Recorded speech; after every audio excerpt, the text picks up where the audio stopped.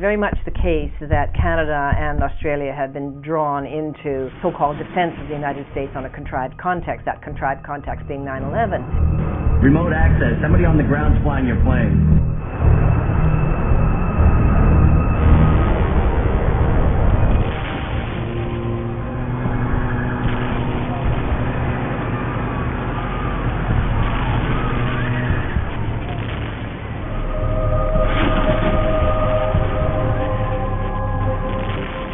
Attacks did not come from a cave in Afghanistan and bin Laden and his laptop. These attacks came from the bowels of the CIA and the National Security Agency and the Pentagon. They were state-sponsored, false flag, synthetic terrorism, cynically concocted by networks whose cruelty surpasses even Hitlerian proportions. Who you fighting for?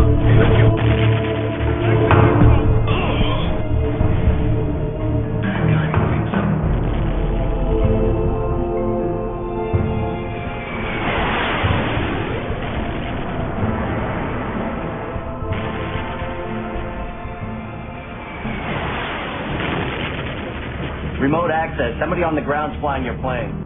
Let us never tolerate outrageous conspiracy theories concerning the attacks of September the 11th. Malicious lies that attempt to shift the blame away from the terrorists themselves, away from the guilty.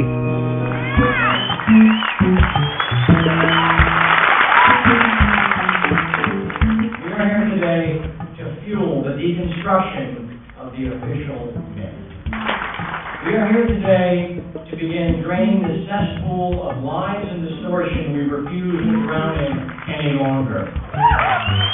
We are here today to unleash the juggernaut of truth.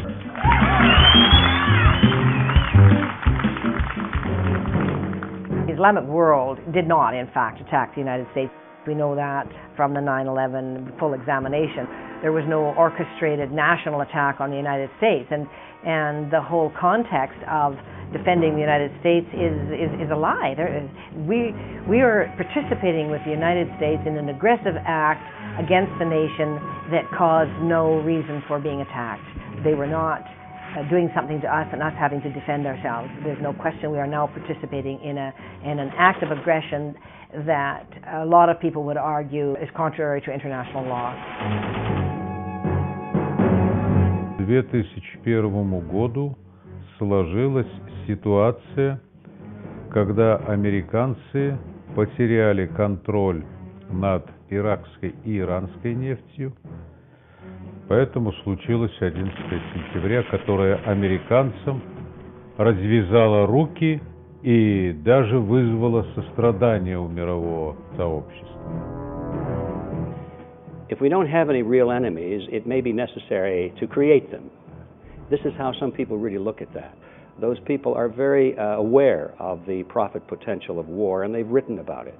But it's not just the profit potential. Although it's true that there is money to be made in war, and a large, if not the primary motivation for getting the United States into the war in the Middle East is directly related to possessing and controlling the oil reserves and the oil supplies from the Middle East. And that translates into dollar signs. All of that is true. But in the process of looking at that, I think people have not noticed that there is another motive which has very little to do with profit. And it's a very driving motive for these same people. And that motive is world domination. It's not just money and profit, but it's political and social control over the world. And in the wake of 9/11, Islamic terrorists are allegedly present in different parts of the world. So the United States has to go after these terrorists.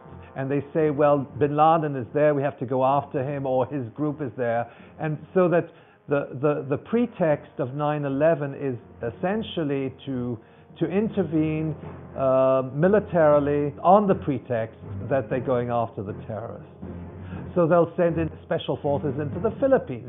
They'll send in special forces into Somalia, into the Sudan, into various countries where there are strategic interests.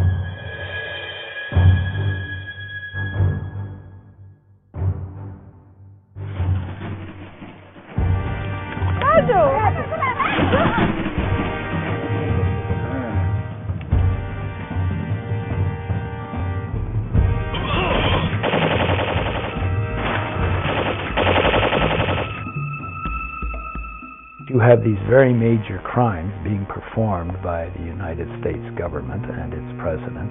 I just can't believe people will say that our president or the president of the United States would do that. That's a quintessential expression of the ruling group mind. Group mind is a set of regulating assumptions that people hold in common and they never question. It's never examined, and they close out anything that invalidates them or is opposed to them. For example, a regulating assumption that the President of the United States and his advisors couldn't be criminals.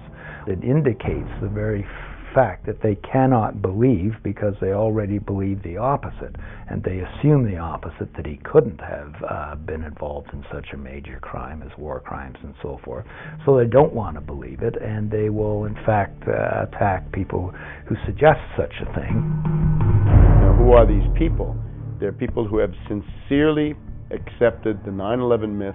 They really believe that there's bin Laden and Al-Qaeda, that this is a formidable organization, that it wants to kill them, it has the means to kill them, it has the technical ability to kill large numbers of people in the United States, and that they're coming after you unless some force prevents them from doing it. And that is, of course, the essence of Bush's appeal. It is the rhetoric of fear. This notion that Muslims are militarily trying to conquer the world is utterly ludicrous, and there's just no evidence for it. It's pure, Pavlovian sort of appeal to the emotional unconscious that is incapable of rational thought. And we're prepared to buy this to protect us from boogeymen and phantoms that don't even exist. We are being sold another bill of goods, another Red Scare here. Yes, certain members of Islam would like to do away with Western civilization. These are a handful of people. This is not a formidable enemy of numbers. This is a formidable enemy of the mind, of means, of disinformation. This public relations mind control industry has grown completely out of control and is now fabricating completely illusory realities for the masses through the media. So whole artificial realities have been generated for us.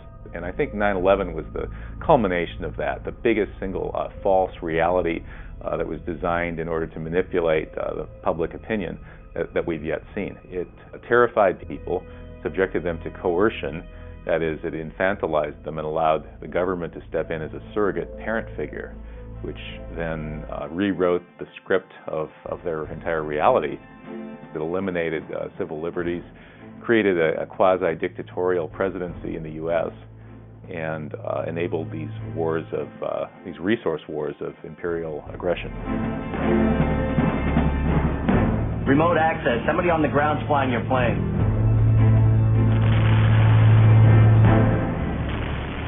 We hate to interrupt you. We've just been told. A fourth explosion. A fourth explosion.